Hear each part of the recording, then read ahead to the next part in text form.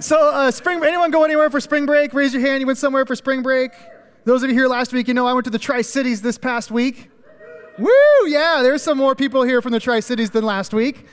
Last service too, man. More people getting excited about the Tri-Cities. People make fun of me, but this new family tradition I've got, it's cheap, it's good. I got a little tan, Starting to feel vindicated. I was at a friend's house yesterday. They were telling stories about people that went other places and got snowed on or got stuck in airports. You don't get stuck in the airport in the Tri-Cities because you don't fly on a plane, right?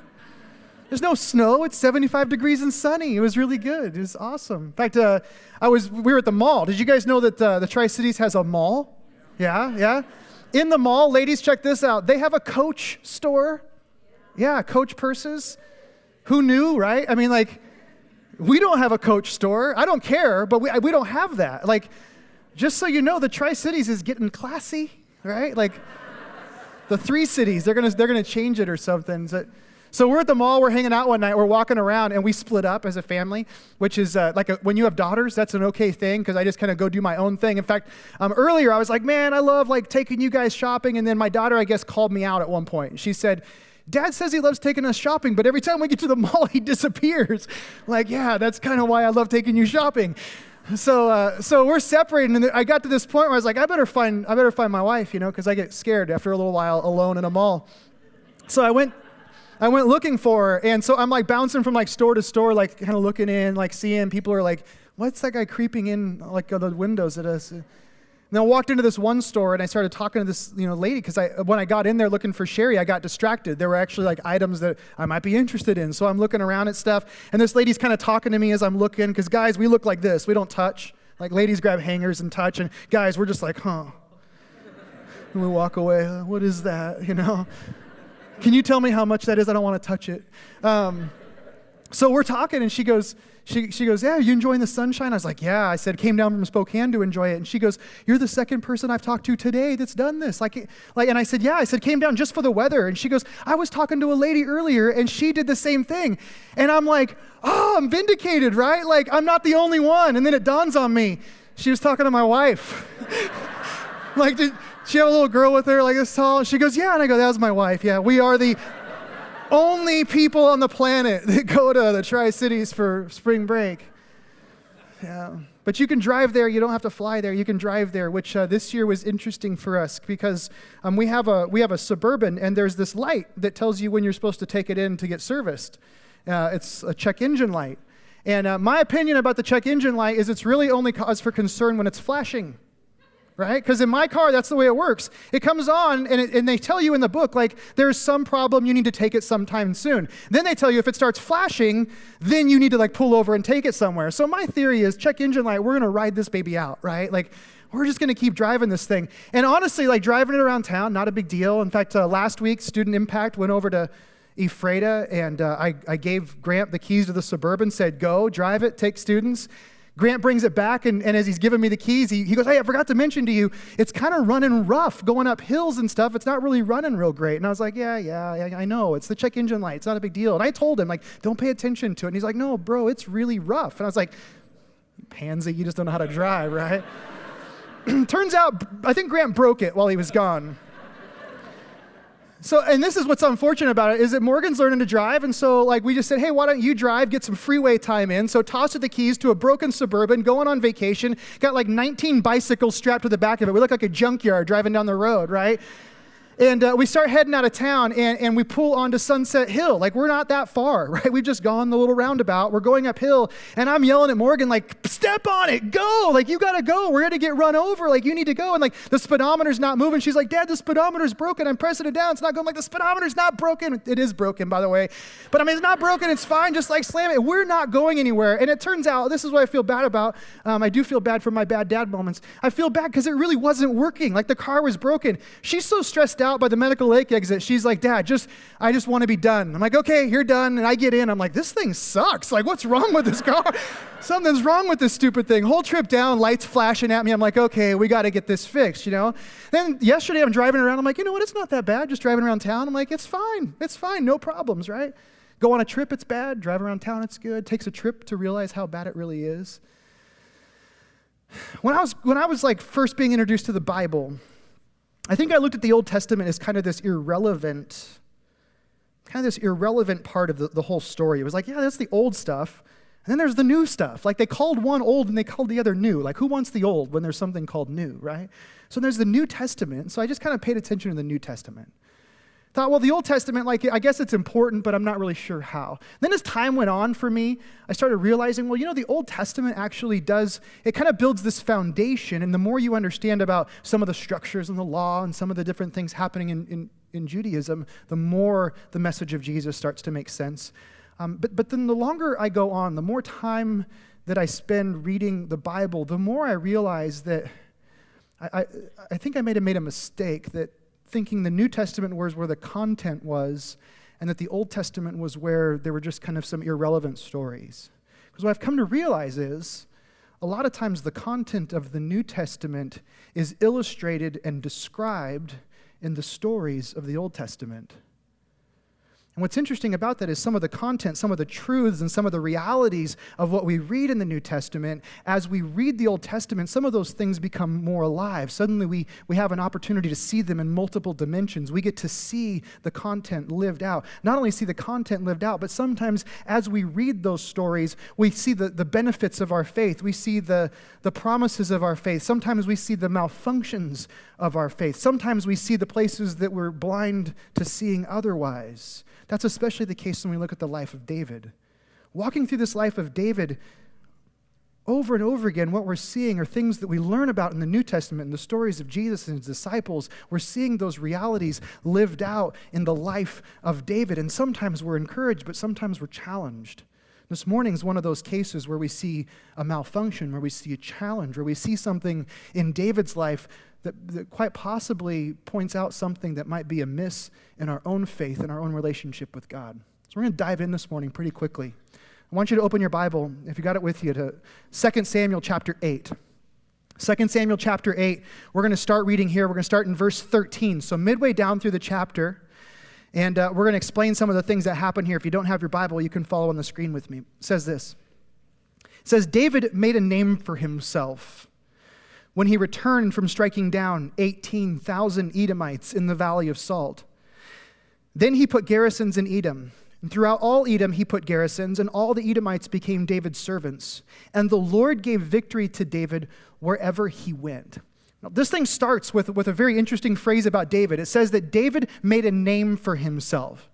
In other words, means David became very well known to people. And I don't mean well known in the sense of like a paparazzi sort of way. Like David walked down the street and everyone's like, hey, there's David. You recognize him? Like everybody knew David. I mean, yes, obviously people knew who David was. But when it says that David made a name for himself, it wasn't that he was just acknowledged by people or recognizable, that people knew who he was. David actually made a name for himself, meaning he had a reputation. There was something that was true about David that people just knew about him.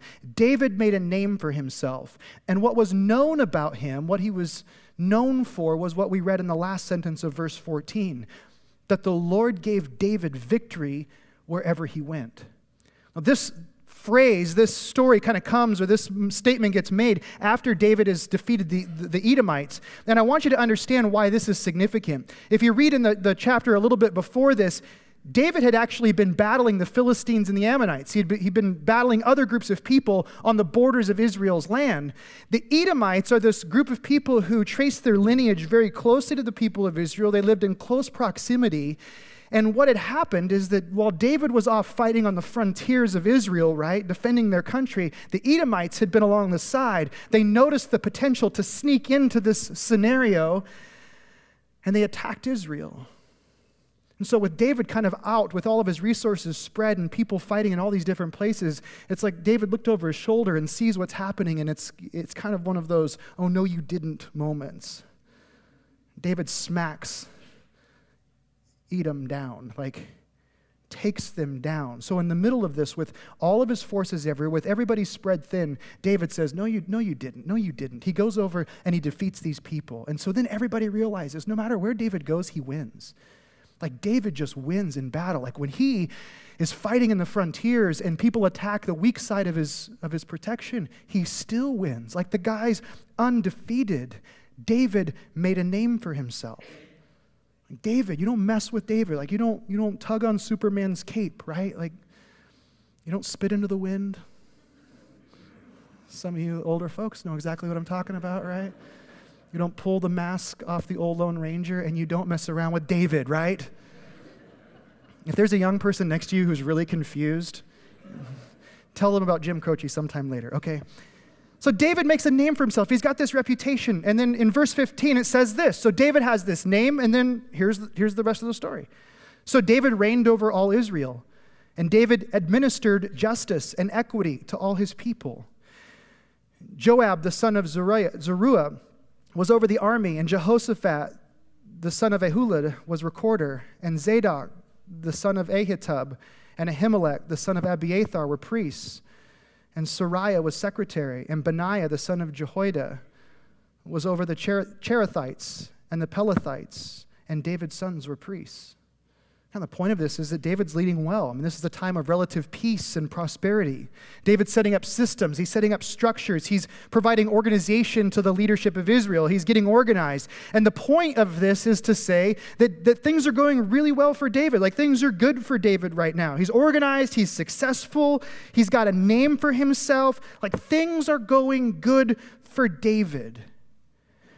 And it's in the middle of this things going good for him that something happens that I think is incredibly challenging. And I actually love what happens here. Bless you. I love what happens here because this isn't something that I love. I love because it's easy. I don't love what happens next because this is something that's easy for me just to look at and go, oh, that's really cool. I actually love what happens next because it's challenging. I love what happens next because it reveals this malfunction that I think exists in our thinking today, in our faith in God. There's something about this that points to a gap that I think exists in our faith. And so I love what we're about to see in David because it reveals something about us that I think challenges us. I think it stimulates us to grow. And I love it because it reveals God's heart. So I want you to remember something that was said about David, that was true about David, something that had been said about him when he was young, something that was true about him when he was running from Saul, his crazy father-in-law king who pursued him. This is something that was true about David when he became king. This is something that was true about David for the vast majority of his life. This is a statement that was true over and over and over again about David. It was always said of David that he was a man after God's own heart. David was a man after God's own heart, a man after God's own heart. I love bikes. I love bicycles. I love road bikes. I love mountain bikes. I like cruisers. I like vintage bikes at yard sales. Yesterday I drove by a yard sale. I bought a bike for $40 just because it was there. Like, I just love bikes. Like bikes, there's just something about them. I just love bikes. Like, it's fun. I don't need another bike. My kids don't need another bike. I just have bikes. If you come up to me and you start talking about bikes, like if I see you be like, I got a new bike, or hey, have you seen this bike? You start talking bikes with me, I immediately go, man, I like you. Because you're after my own heart, right? Like you're a person after my own heart. Like you start sharing things you're interested in, and I'm interested in. I go, we're interested in the same thing. That's kind of cool. I like 1982 to 1992 BMWs. 3 Series BMWs. E30 is the body style. You can buy one for like $1,800, okay? I just love that body style. If you roll up and you like pull in a parking lot and you're driving an old like 1987 BMW, you're a person after my own heart, right? I'm just like, I just like it. I like it. We like the same things. That's kind of cool, right? Now, lest you think that I'm like the most shallow pastor on the planet, let's go a little deeper. I love thinking about how Jesus challenges the way we think about being his church. I love trying to understand how Jesus would live out his life in our culture today. I love challenging the status quo from Jesus' perspective. I love trying to think and ask questions like, Lord, is this what you wanted your church, what you wanted your people to look like? I love challenging and thinking like, what is Jesus really asking of people? I like thinking outside the box in terms of what it means to be a Christ follower. So if you come up to me and you start asking me questions, like you start really thinking, you say, man, I'm wrestling with this, and would it look like this? And if we just had a Bible on a desert island, would the church church look like it does? Like when you start asking me those kinds of questions, you know what I do? You're a person after my own heart. Like I love having those kinds of conversations, like the what if and what if Jesus was here and how would he feel and that kind of thing. Like when we talk about someone being after our heart, it means that their desires, their interests, their loves, their behaviors, the things they're doing, they're an expression of what we do, right? Of what we feel, of what we like. When the Bible says that David was a man after God's own heart, it means that David, as he's living his life and walking on the planet, it's as if the heart of God is being projected down onto this person. And we can look at David's life as he's walking, and it's like God is projecting and showing us, this is my heart. These are the things I love. This is how I act towards people. This is how I love. This is my character. We see things in David because he was a man after God's own heart. And what we're about to see in David is challenging and it's inspiring. It's comforting, but it's also confrontational all at the same time. We're going to see God's heart in this. And I want you to understand that David has made a name for himself. David has a few things going for him at this point, right? He's a king. His life has traction. He's experiencing synergy, like whatever buzzword you want to use. David is like his life is good, okay? His life is good. That's how chapter 8 ends. And then chapter 9 says this. And David said, just a continuation in the conversation, and David said, is there still anyone left of the house of Saul that I may show him kindness for Jonathan's sake? David asked the question, is there anybody in Saul's house that I can show kindness to for Jonathan's sake? I want you to understand the significance of this. David's life is good. Life is good. Things are good, right? The days of being the unrespected little brother are behind him. The days of running from Saul are behind him. Like the days of fearing for his life are behind him. Like David should be sipping lemonade by the pool, right? Making a tea time with his buddies, taking his kids on vacation. Like David, like life is good. Things have settled down. Life is good. David has earned it, right? Like, man, I've been through so much. Like, finally, I'm at this spot where life it's all coming together. And in the middle of that, he says, is there anyone left in the house of Saul that I may show him kindness for Jonathan's sake? Now, this is a really interesting question because what it reveals is that Saul was so out of the picture. He had so left the minds and the memories of the people of Israel that nobody even knew if his family was around anymore. Like, this is the guy that was the previous king, like the former first family, right? And is anybody around? Is anyone left from this family? Like, this is so far off of everybody's radar. I mean, this is so, like, not only do people not know if anyone from Saul's family is alive, but then there's this other question of, like, why would David even care? Why should David even care? Why would David care about this? It's because David is a man after God's own heart. Think about this. David wants to extend grace to a member of Saul's family. Is David obligated to extend grace to Saul's family? No. By no means. Is God obligated to extend grace to me? By no means.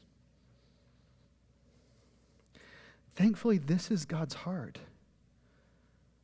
It's like God's saying, listen, I know I don't have to. I know that there's no place that demands this of me. I know I could just like go play horseshoes with my buddies and go to the lake or do whatever. Like I could go do this. But is there anyone that I can show kindness and mercy and grace to? That's God's heart, and David has God's heart.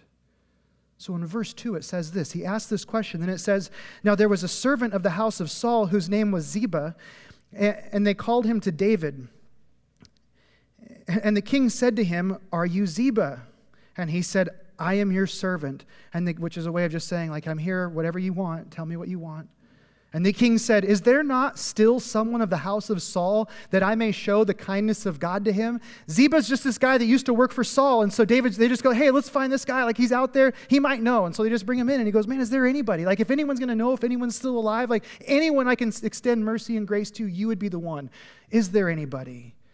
Verse 3 says that Ziba said to the king, there is still a son of Jonathan.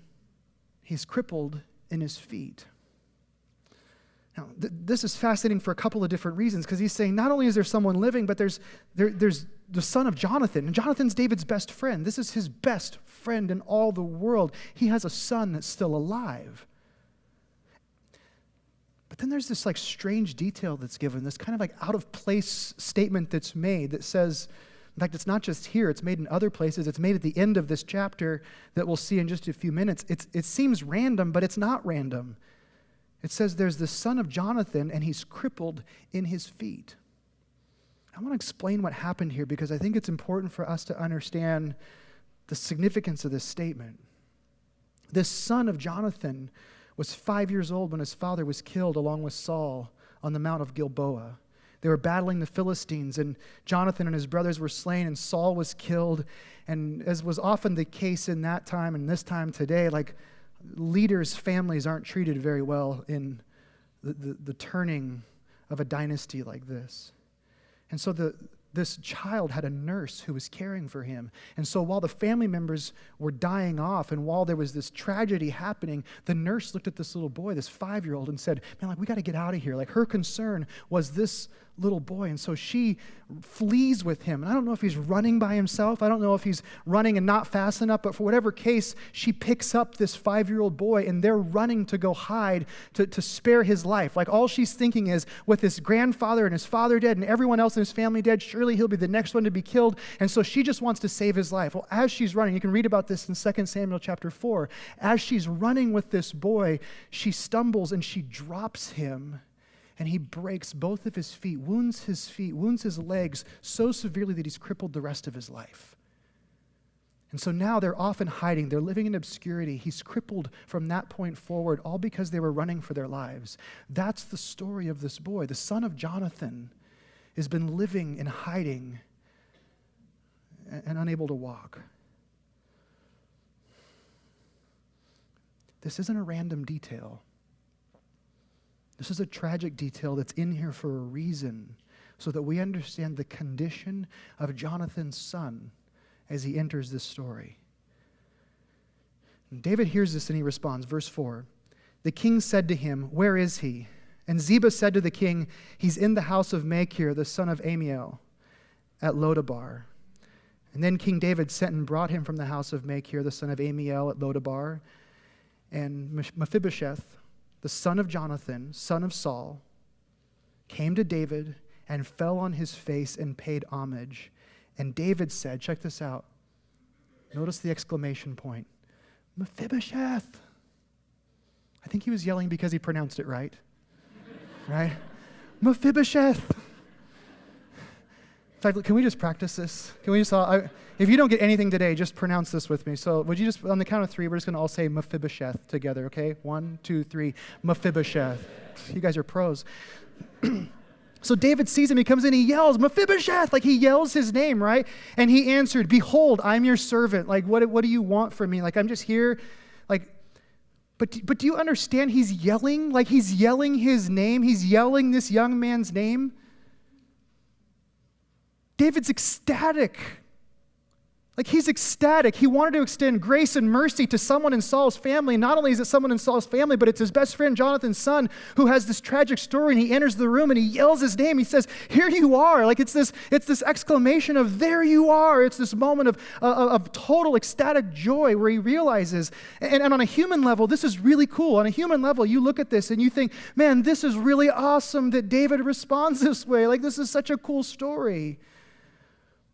Do you realize what this is saying? If David has the heart of the Father, if he's a man after God's own heart and he's responding that way to him, do you realize what this is saying about God toward us?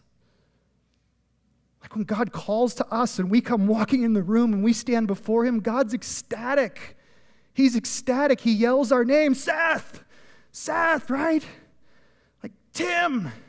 Julie, Scott, he yells your name, like God's going, look at you, you're here. Like, I wanted you to come. I wanted to extend grace and mercy, and you're in the room with me.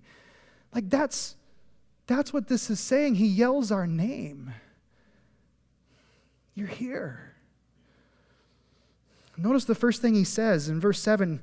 David said to him, do not fear, for I will show you kindness. Do not fear, for I will show you kindness for the sake of your father Jonathan, and I'll restore to you all the land of Saul your father, and you shall eat at my table always. And then he responds in verse 8 and says, what is your servant that you should show regard for a dead dog such as I? This is so cool. I love this, because what does David do in this? He restores Mephibosheth. He says, listen, there are things that were supposed to be true of your life that aren't true. There are things that were supposed to be true about your inheritance and how you lived and where you went and what your life was like. And you know what? Your life doesn't look anything like that. And so he looks at Mephibosheth and he goes, I want your life to be what it was supposed to be. I want to restore your life. I want to redeem your life. I want to make your life. I want to make your story the story it was set out to be in the beginning. David restores, and then he says, you're going to eat at my table. I'm going to provide for you. I'm going to make sure that as you pursue this life, that you're cared for. The same words that God speaks to us, the same promises that God gives us, right? God restores. God looks at our life. He looks at our stories. He looks at the broken decisions, the broken relationships. He looks at the circumstances where we had a dream and everything just fell apart. He looks at the things that we look back on with aches and pains. He looks at the things that we struggle with, the things we wrestle with, and he goes, listen, I don't want that to be a part of your life. I want to restore. Like, I brought you here because I want to fix. I want your story to be the story you dreamt it would be. I want your story to be the story that I dreamt it would be. That's what God says to us. I'll care for you. I got you. And how do we respond? We respond the same way that Mephibosheth does, right? Like Mephibosheth comes in and he goes, who am I? And isn't that the way that we respond? I mean, isn't that truly the way we respond? Like when God comes to us and he reveals his grace to us, and when he reveals his love for us, when he shows us mercy, when we're aware of our position the way he was, isn't that how we respond? Like, who am I, God? So you know one of the things that's true about grace? Grace is a dynamic. Grace is something that changes us. Grace is something that shapes us, that motivates us, that compels us. But grace only compels us as deeply or as dynamically as we understand how much of it has been extended to us. Like, it's only as compelling as we realize what God has done for us. It's only compelling when we understand how broken we are. That's when grace compels us. That's when we say, God, why would you do this for me? That's one of the reasons why sinfulness and repentance are a part of the gospel and why it's a part of the story of the Bible. It isn't so that we stay in some sort of religious, relational bondage to God, like you're a bad person, now you need to just do these things. No, the reason that sinfulness, the reason that repentance is a part of the story of the gospel is so that we understand our brokenness in light of the grace that God's extended to us. And that's what's compelling. That's what moves us and shapes us and motivates us. David, in this moment, he's expressing to Mephibosheth what God's expressing to us.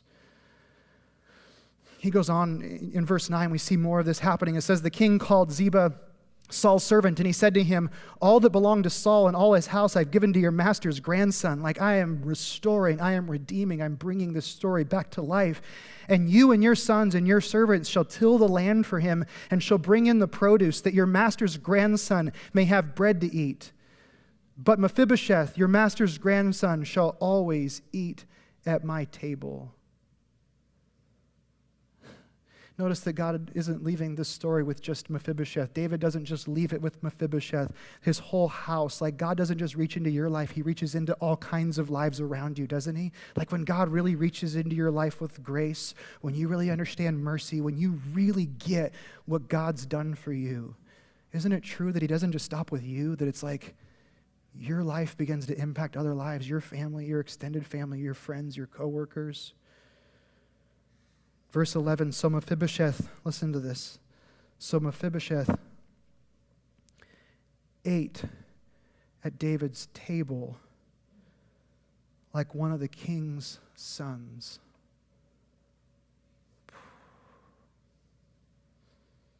Do you realize how powerful that is? He was running for his life, crippled because of the fear of this nurse. And now he's sitting at the king's table as one of his sons. And Mephibosheth had a young son whose name was Micah, and all who lived in Ziba's house became Mephibosheth's servants. You realize this is how God sees you? This is how God views you. This is how God views me. Like the son of a best friend. I remember years ago, some friends of Sherry and I sat us down and they said, listen, if anything happens to us, will you take our kids?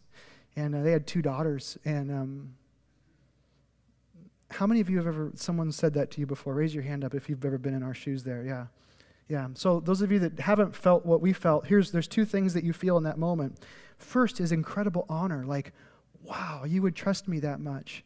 And that is followed up with very quickly by incredible fear. And you start praying, God, don't ever let anything happen to these people, because as honored as I am, I don't want to parent your kids, right? So I remember one time after this whole conversation had happened, I had their girls and my girls together, which means 5 girls, and they were all 5 girls, like these girls, like, and I remember like one time thinking, Jesus, don't ever let anything happen to them. Like, I'll be dead. Like, I can't, like, we'll have to find someone for them from me, because I can't survive this, right?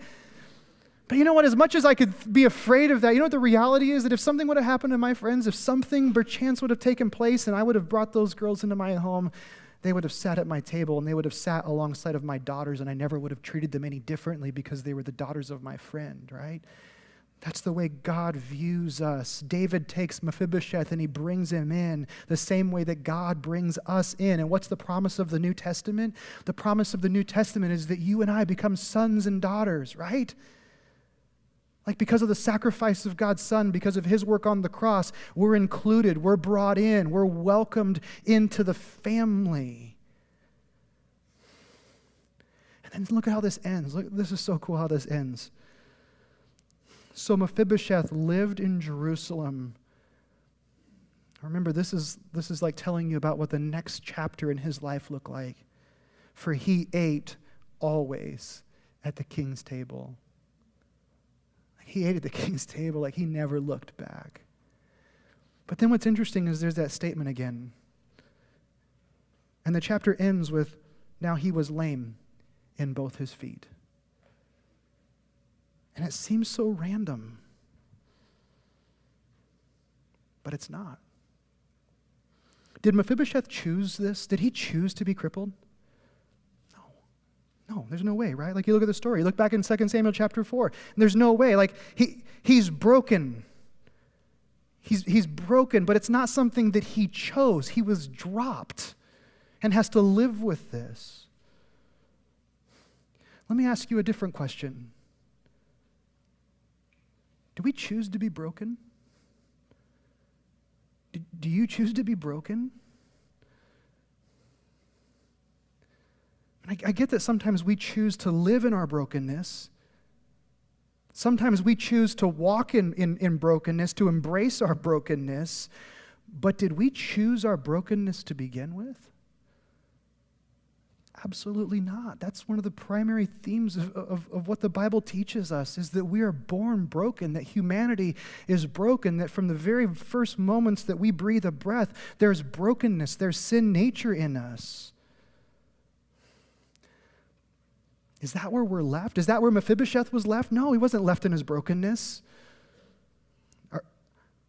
Is that where we're intended to live, in our brokenness, and intended to live and continue in our brokenness, and to continue in the consequences and the path of that brokenness? No. Now, could Mephibosheth have done anything about that condition? Not a thing, right? He's broken, couldn't change his circumstances at all. Only David, by his grace and mercy, could change his story. Can we do anything on our own about our brokenness? Absolutely not. It's only by God's grace and mercy that our brokenness is ever taken care of, that it's ever healed. That's what David's showing us in this. David's revealing God's heart. David's revealing God's grace and mercy in this relationship we have. But he also reveals something else in this. In the middle of this amazing story, this picture of grace extended, David reveals this malfunction of our own faith. He reveals something that's very broken, this malfunction that seems to exist even in our Christian culture today. And the malfunction, it's revealed in who we identify with in this story for the long haul. I think for most of us, we can find ourselves easily in Mephibosheth's shoes, right? We can't say his name, but we can identify with him, right? Like you go, man, that's me. That's totally me. That's my story. Like there I was broken, and God extended grace, and that's where my story is. Like we can identify for very good reasons with him. But the malfunction of our faith is that we are content to eat at the king's table for the rest of our existence. We're content just to sit there without ever capturing the heart of the king. We're content just to stay in that place. Our malfunction is that we're content with the restoration. We're content with the healing, the bringing things back together, but we don't capture the heart. We don't capture what God was all about to begin with. We just say, God, thank you. Thank you for this. We get wrapped up in our own personal salvation. And God, thank you for doing this thing in my life. It's very personal, very individual. This is great what you've done for me. And we're just snuggling up at the table and saying, okay, somebody pass the beans, right? Like that's all we're doing. We get content with this. And what's amazing about this is a reoccurring pattern in God's people. Like the people of Israel, when they were called by God, they were called to be a light. They were called to be a city set on a hill. They were called to proclaim God's goodness and his mercy, to be a light to the nations. And somehow, at some point along the way, the people of Israel as a nation, they just lost the plot. They got comfortable at the table. They were like, man, we're chosen. We're great. Like God's restored. He's healed. His presence has brought victory. But they forgot why they were there. They forgot they were there to proclaim God's goodness. They just started living at the table. Same thing's true of the church. When Jesus started his church, he said, you're a light to the nations. You're here to point people to me. You're here to direct people in my direction. You're supposed to proclaim my goodness and my grace and my mercy. And then somehow we find ourselves living in these messages of individualism and our personal identity, our stories of restoration, and all we're doing is slipping up next to the table and just saying, okay, yeah, this is great for me. Thanks for fixing my story and making it better for me. We think, this is good. I think I'll stay for a while. Our malfunction is Israel's malfunction. What's crazy about this is this malfunction, I think, it reveals an element of being a disciple that I think so many of us don't quite understand. There are three very important aspects to being a disciple of Jesus. Like if you call yourself a Christian, if you say I'm a Christ follower, there are three things that generally are very true about a person who says they're a Christ follower. The first one is that you believe certain things to be true about God. Like you believe. There's a believing aspect to being a Christ follower. There's something that you understand to be true about Jesus. Like that's kind of where this whole thing begins. Like someone talks about Jesus and what he did on the cross. We believe that he's the Son of God, that he died on a cross, that he rose, that he paid the penalty for sin, that he was resurrected, and that he brings that resurrection life to us. There's this intellectual acknowledgement of the reality of who God is and who Jesus is in the relationship with the Father. Like we recognize that and we say, okay, these are the things that are true. I believe these things. Believing those things obviously has implications on us. It had implications on the disciples when they began to acknowledge who Jesus was, when they began believing about him. It also meant that they believed he was Lord. And so it wasn't just believing in some sort of intellectual idea, some sort of philosophy, but it was believing in a way that allowed their lives to be put in submission to him. So then they began living their life in a way that looked like Jesus was in control and not them. They laid down their nets at the seaside. They left their tax collector tables and they followed Jesus and said, we believe this to be true about you. And so because we believe, we're going to now let you be the Lord of our lives. We believe you are the Lord. So they believe like Christ followers, if you say you're a Christian, you go, okay, I believe. Someone says, well, why are you a Christian? Well, I believe these things to be true. I think we all get that. The second thing that tends to be true about being a Christ follower. The second characteristic of a disciple is that we follow. Like we spend time with Jesus. We actually hang out with him. Like disciples spend time with Jesus. They actually hang out with Jesus. It's interesting because there's a great example in Matthew chapter 5, but this is one example of hundreds in the New Testament. It says that when Jesus saw the crowds, he went up on a mountainside and he sat down, and his disciples came to him and he began to teach them. Like Jesus taught them. They spent time with Jesus. The disciples, they lived with Jesus. They ate with Jesus. They did ministry alongside of Jesus. They asked Jesus crazy questions, and Jesus was patient enough to answer them. Jesus challenged them. Like there was a time component that was true of a disciple then, and it's true of a disciple today. Like that's something I think for most of us in the room, and maybe if you're new to this is like good information for you, but part of being a Christian isn't just believing. Part of being a Christ follower is spending time with Jesus. And so that's one of the reasons why we come to this place, right? Because we want to worship and listen to God's word and go, okay, like Jesus, speak to me in this. It's one of the reasons why we grab journals and we spend time reading and praying and listening and reflecting on our life, listening for Jesus. It's why we go to Bible studies and have conversations and sit with other people and ask them, what's Jesus doing in your life? Because we believe spending time with him is an important component of being a follower. We spend time with Jesus. We do this. We get these first two, I think. I think generally speaking, we get the idea that we believe things and then we spend time with Jesus, because that's very much a part of the whole idea of personal faith. We understand this. In fact, I think if you ask most people, what does it mean to be a disciple? They go, well, yeah, you believe things about Jesus and you spend time with Jesus, like you pursue the relationship. We get that. I think that's pretty general knowledge. But if that's where we stop by sitting at the table with Mephibosheth, and we fail to grasp the heart of the Father. Yes, disciples believe. Yes, disciples spend time with Jesus, but disciples also engage. They engage the mission of Jesus. Luke chapter 9, I want to read this with you. Luke chapter 9, verse 1. Listen to what this says about the disciples. It says, when Jesus had called the 12 together, he gave them power and authority to drive out all demons and to cure diseases. And then look at what it says. And he sent them out to proclaim the kingdom of God and to heal the sick. Like Jesus calls the disciples, and then he gives the disciples power and authority, and then he sends those disciples out. That's what he does. And he told them, take nothing for the journey, no staff, no bag, no bread, no money, no extra shirt. Whatever house you enter, stay there until you leave that town. If people don't welcome you, leave their town and shake the dust off your feet as a testimony against them. And then listen to what it says about them. The disciples, Jesus sent them, and then it says, so they set out and they went from village to village, proclaiming the good news and healing people everywhere. We got to understand that Jesus, there's things to believe about him, and we need to spend time with him, but equally important and right on line with all of these other things, Jesus showed the disciples how to go, like how to engage, like go live my life, go live this out. They spent time with him. They went where he went. They were ministering. They were sharing. They were learning to use their lives for Jesus.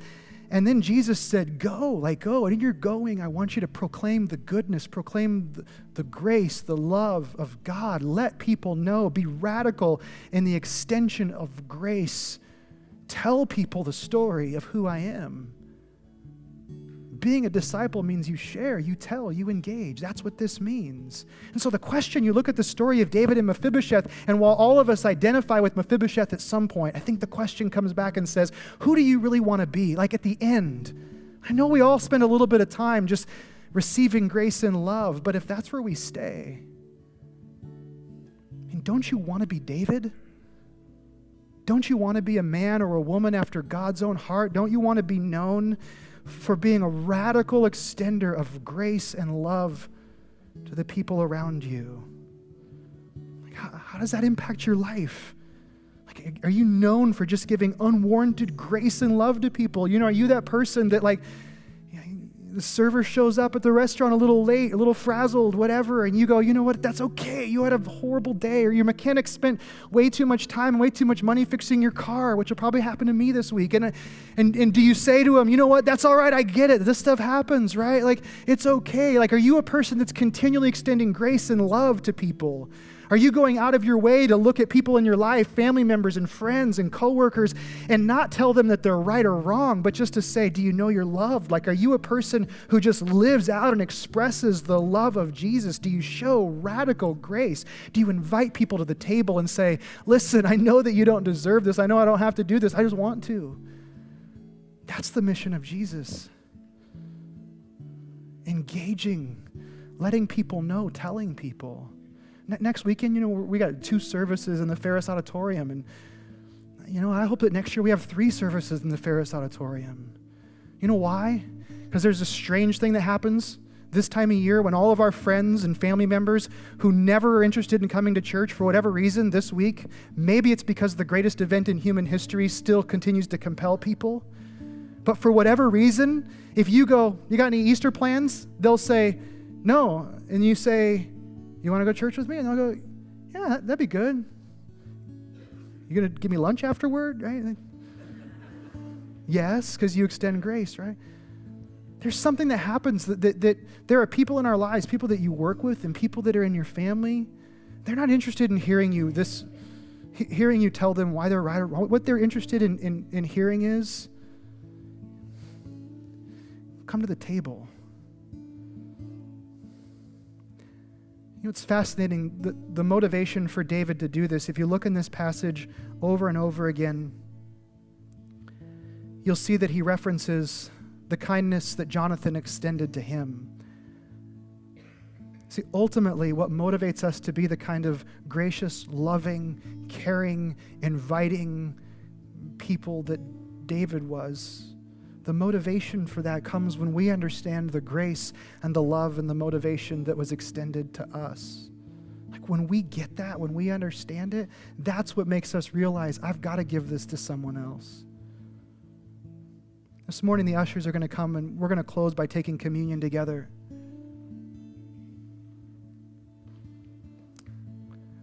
I think it's interesting that David shows grace, this radical inclusion, by inviting Mephibosheth. The symbol is that he ate at his table.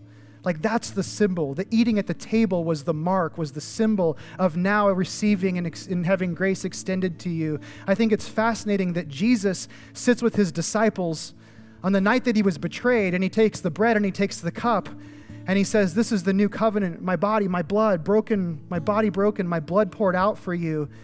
And we sit at the table, like the disciples sit at the table with Jesus in the same way that it was a symbol for Mephibosheth to sit with David. It's a symbol for us as we sit with the bread and the cup. And Jesus said, welcome to the table. Welcome. Thank you for coming. You're here. Welcome. So as the ushers pass the elements out, I want to encourage you just to hold them, and we'll take them together in a few minutes. And the band's going to sing a song. I just want to give you some time to reflect. And this morning, I want to ask you to reflect on 2 things. Number 1, reflect on the grace that's been extended to you. Like, would you just receive it and say, God, thank you for bringing me to the table? But then I also want to challenge you to go further and realize that in the same way that Jesus sent his disciples, he's also sending you. And in the same way that you receive the bread and the cup, there's somebody else in your life. There's a name, there's a person, there's someone around you that needs to hear. And so as you reflect on your own life, maybe it's time for you to reflect on how your life can extend grace and love to somebody else that you're with. Let's take this time, and if you want to sing, you can sing. If you want to pray, you can pray. But I'll come back up and we'll take the elements together in a few minutes. Mephibosheth sits down at the king's table and spends the rest of his life eating there. Had he turned around and walked away and said, nah, I don't need this, everybody would have said, are you kidding me? When the disciples sat with Jesus and they took the bread and the cup, by taking the bread and the cup, what they were saying was, man, I need this. Like, I need the life that you offer. And so today, by taking this, you make a statement. It's a decision that you make. You say, no, you know what? I am broken. I do need a Savior. I need to be welcome to the table. But just like the disciples, as you take this bread and take this cup, it's not just because you believe, it's not just because you spend time with Jesus, but it's also because you understand that once you receive grace, you extend grace and you live the mission of Jesus. You engage the heart of the Father. So Jesus looked at his disciples and he looks at you and he says, are you in? And if you are, then take this bread and take this cup. Eat and drink in remembrance of me. Let's eat together. And let's drink together.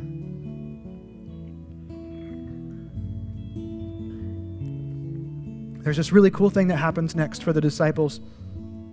The chaos that ensues is something that we spend this time of year thinking a lot about. The crucifixion, the resurrection. Or shortly after the resurrection, Jesus looked at the disciples and he says, I want you to go to all nations. I want you to tell people about my goodness and my grace. I want you to extend this message of who I am to the people of the earth. And then he follows it up and he says, and I'll give you my Spirit for strength and for wisdom. I'll be with you so that you know what to do. And what's fascinating about that is so many times we think God gives us his Spirit so that we can worship more heartily or have some sort of personal encounter. But what Jesus said was, when you go and you take the card and hand it to a friend or a neighbor or coworker and they ask you, and you go, I don't know what I'm going to say. I don't know how to live this out. What do I do? You know what Jesus' promise was?